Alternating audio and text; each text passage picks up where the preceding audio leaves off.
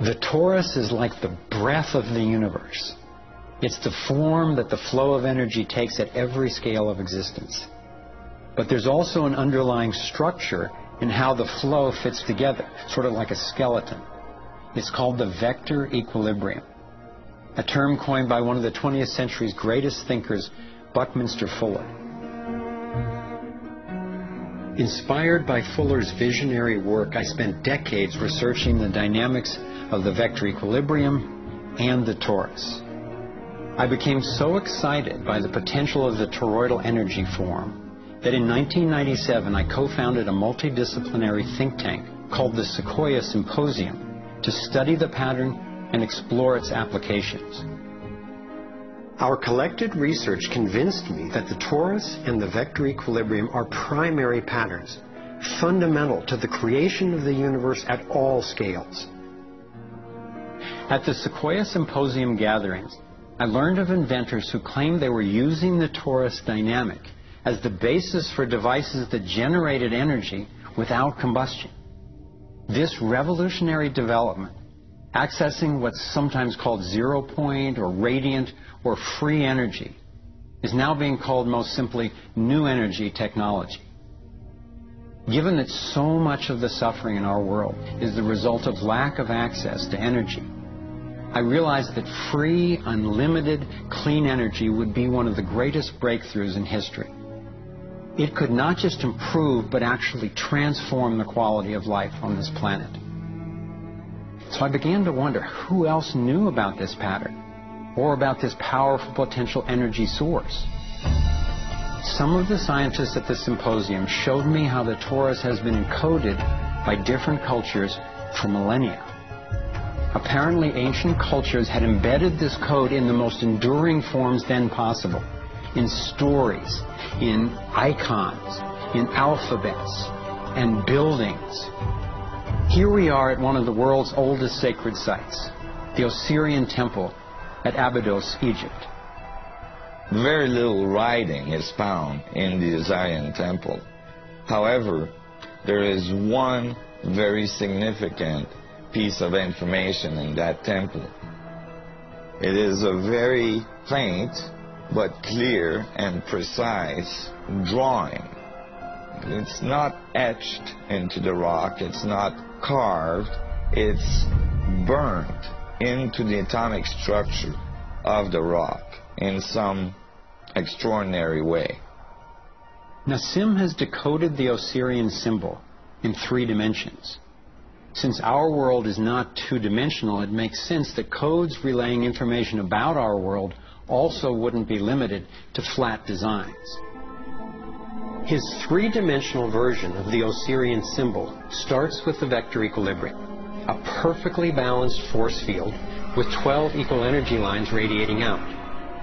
They stabilize its center like the 12 spokes of a wheel. The primary pattern of balanced energy flow around this structure is the torus.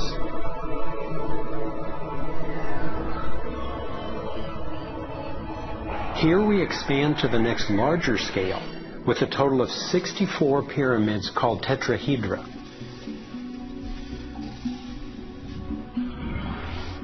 If we then put spheres in representing the toroidal energy field surrounding each of the pyramids, and then we drop away the pyramids,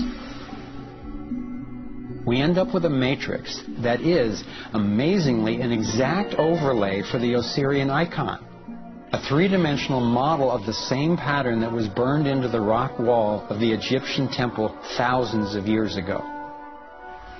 Now we travel across continents, from Egypt to China, where the same geometry appears at another sacred site built in 1420. Then you go to the Forbidden City, where the sun gods reside, and where you find at the entrance the food dogs, the guardians of the knowledge. They guard the knowledge under their paw. The same geometry of 64 energy units is encoded again.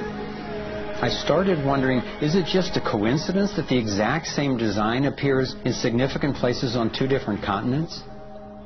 But then Nassim showed me that this geometry of 64 is encoded time and again in cultures across the centuries and from all over the world. The Hebrew Kabbalistic tree of life creates the same structure we just saw, with the vector equilibrium again embedded at every level.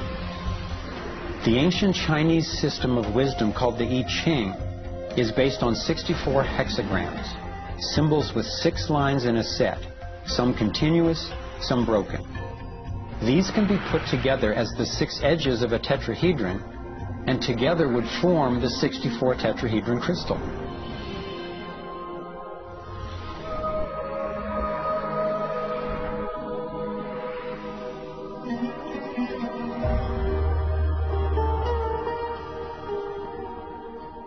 This same pattern shows up in modern scientific research.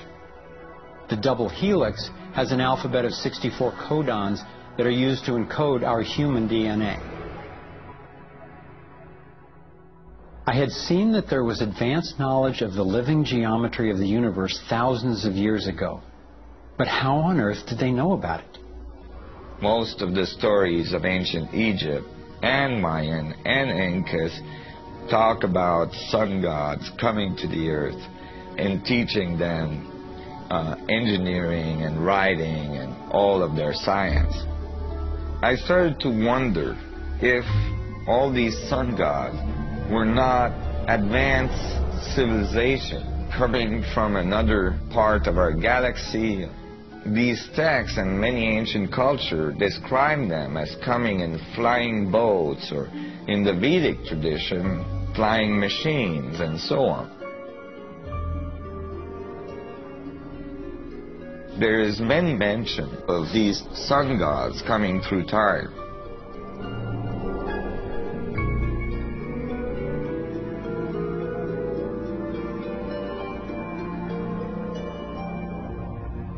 Could these early pilots from beyond our world be the ones responsible for sharing the knowledge of this code?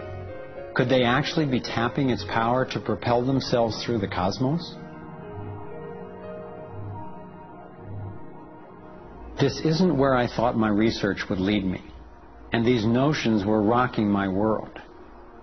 But Nassim has impressive evidence to back up his theories, and I could see no other rational way advanced math and physics concepts would have been recorded over 3,000 years ago. I sought out one of the most knowledgeable investigators, Dr. Stephen Greer, the founder of the Center for the Study of Extraterrestrial Intelligence. He's conducted hundreds of interviews with top-ranking government and military witnesses. And so when we talk about extraterrestrial intelligence, we're talking about civilizations that have reached the point of being sentient like we are, but whose technologies and perhaps social capabilities are such that they've been able to become interstellar or interplanetary civilizations. And when you look at the fact that the most conservative estimates are in the Milky Way galaxy that there are at least 10,000 Earth-like planets that have intelligent life on them, and that at least half of them are likely to be as advanced or more than ours, it's almost a certainty that there's intelligent life out there that have mastered the laws of the universe beyond what's currently taught at MIT and Caltech, to be able to transfer through space-time in real time through vast distances of interstellar space. We have over 4,000 cases where these objects have landed on terra firma and left physical evidence. We have over 3,500 pilot cases. We have hundreds of cases, including ones from the highest-ranking investigator at the FAA, John Callahan, and numerous other operators where these objects have been tracked on radar going tens of thousands of miles per hour or dematerializing and then reappearing in another point in the sky. Yes, there have been ET visitation. There have been crashed craft. There have been material and bodies recovered. We have contact with aliens not originating from some foreign country, but from some other solar system. And I have been a party to that.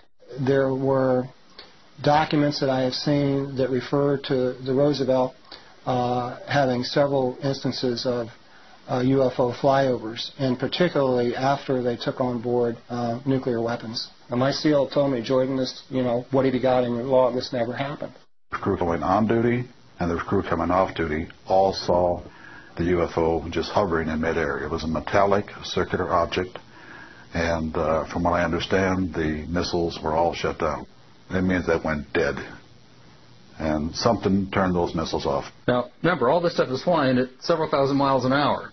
So this thing fires a beam of light at the warhead, hits it, and then this thing flies up like this. Meanwhile, we're all going like this, fires another beam of light, goes around like this, we're going like this, fires another beam of light, goes down like this, fires another beam of light, and then flies out the way it came in.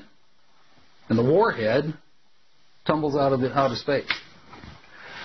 The feeling at the time was that it must have been extraterrestrial.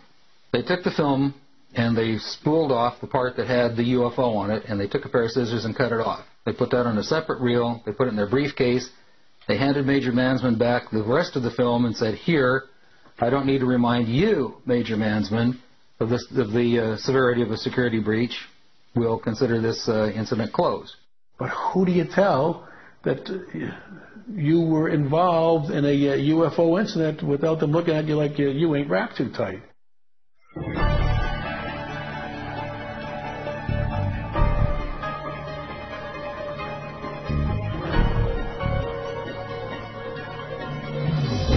Out of all of the evidence for the existence of UFOs, one extraordinary phenomenon continues to astonish and inspire me. The appearance throughout the world of so-called crop circles. These elaborate designs appear mysteriously swirled into crops of grain in such a way that the stalks are bent over, yet remain alive. More than 5,000 of these patterns have appeared in over 30 countries, most of them in England.